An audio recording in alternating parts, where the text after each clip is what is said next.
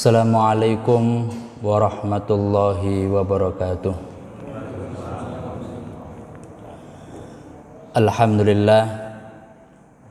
Alhamdulillahilladzi an'amana bi ni'matil imani wal islam wa fataha lana abwabal ikrami wal ihsan. Nahmaduhu subhanahu wa ta'ala wa nashkuruh.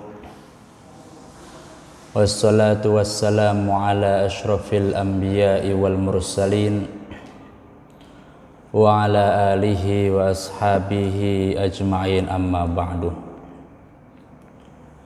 Jamaah salat subuh Masjid At-Tanwir yang dirahmati oleh Allah, alhamdulillah pada hari kedua di bulan Ramadan ini kita masih diberi kenikmatan iman dan Islam sehingga kita mampu menjalankan ibadah salat subuh secara berjamaah.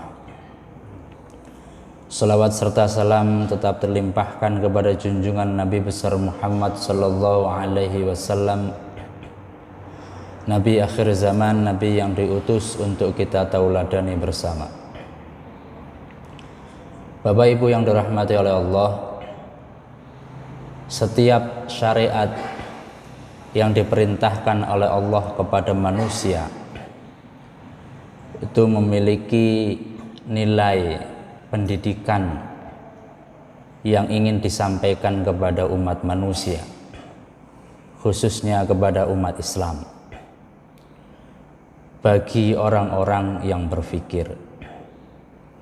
Semua perintah yang diperintahkan oleh Allah kepada manusia, jika kita telusuri lebih dalam, ada nilai-nilai tarbiyah, ada nilai-nilai pendidikan yang ingin disampaikan oleh Allah kepada kita semua.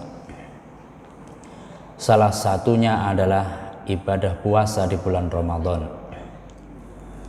Saya mencatat ada 8 nilai tarbiyah atau pendidikan yang terselip di bulan Ramadan yang ingin disampaikan oleh Allah kepada kita semua.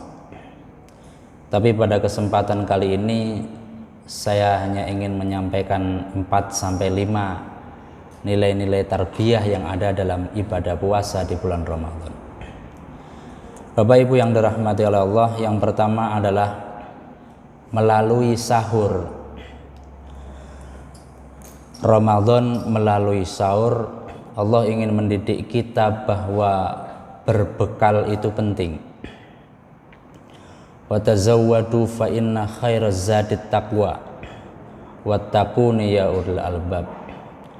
Dan berbekallah, sungguhnya sebaik-baik bekal adalah takwa kepada Allah Subhanahu wa taala.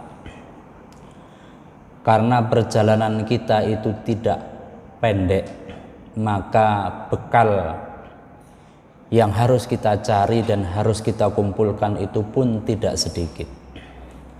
Ada sebuah ungkapan yang menarik, khudiz zada fa innas safara ba'id. Maka ambillah bekal secukupnya karena perjalanan kita itu sangat panjang. Wa aslihis safinata fa innal bahra amiq. Dan perbaikilah perahu kita karena sesungguhnya lautan itu sangat dalam. Apa maknanya? Persiapan i'dad itu sangat penting. Bukan hanya urusan akhirat, urusan dunia kita pun harus butuh persiapan, butuh perbekalan.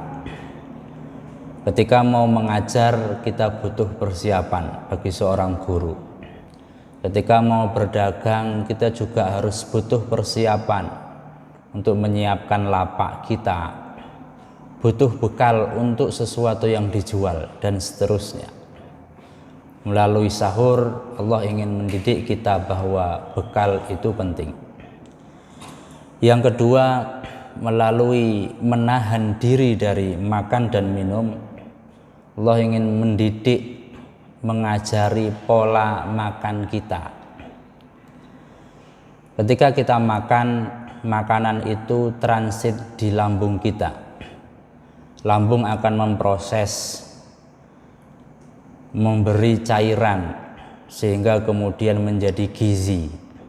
Gizi itu kemudian ditransfer ke usus halus menjadi sebuah energi yang bisa kita gunakan dalam kehidupan sehari-hari. Dalam waktu 6 jam makanan yang ada di lambung itu akan habis. Maka biasanya kalau kita sarapan di pagi hari jam 11 itu sudah mulai lapar. Itu artinya lambung kita butuh diisi kembali. Nah, ketika puasa, ketika jam 10, jam 11 lambung kita sudah kosong, tetapi tubuh kita tetap harus beraktivitas, tetap butuh energi. Maka tubuh kita mengambil bahan cadangan dari energi yang dibutuhkan oleh tubuh kita, yaitu lemak.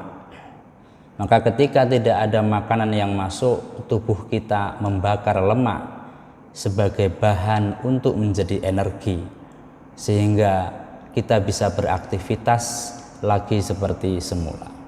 Jika aktivitas pembakaran lemak itu dilakukan secara rutin selama 1 bulan, maka tentu tubuh kita akan mengalami pola hidup yang sehat. Melalui menahan diri untuk tidak makan, Allah mendidik kita untuk berpola hidup sehat. Bapak Ibu yang dirahmati oleh Allah, yang ketiga melalui berbuka puasa, Allah mendidik kita bahwa nikmat itu datang setelah bersusah payah. Wa mal-ladzatu illa ba'da ta'bi. Dan keenakan itu, kenikmatan itu setelah kesusahan. Kita mungkin meminum es teh di hari biasa itu biasa.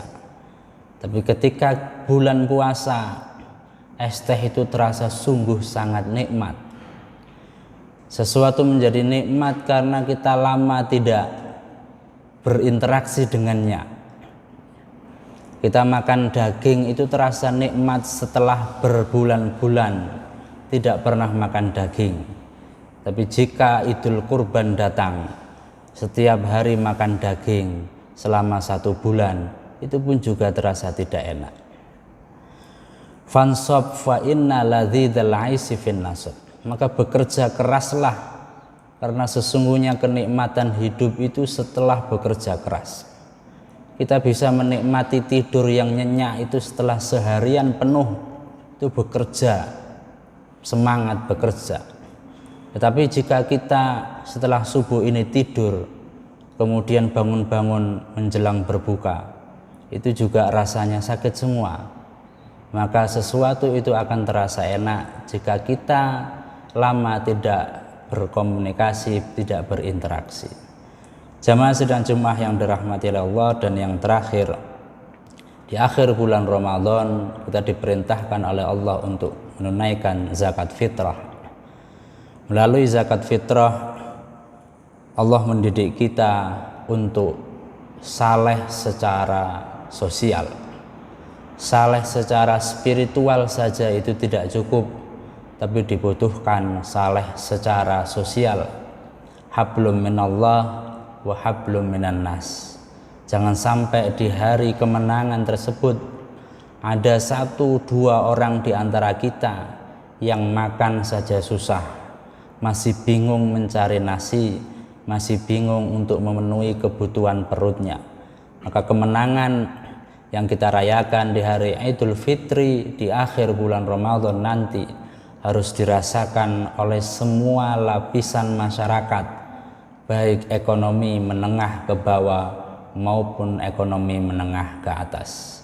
Maka dari itu, jamaah salat subuh yang dirahmati oleh Allah, tidak ada yang sia-sia dari segala macam penciptaan Allah, khususnya dari perintah Allah, segala macam syariat Allah yang disyariatkan kepada kita semua, baik itu sholat, zakat, haji, dan seterusnya, khususnya yaitu pada ibadah puasa di bulan Ramadan yang sedang kita jalankan ini.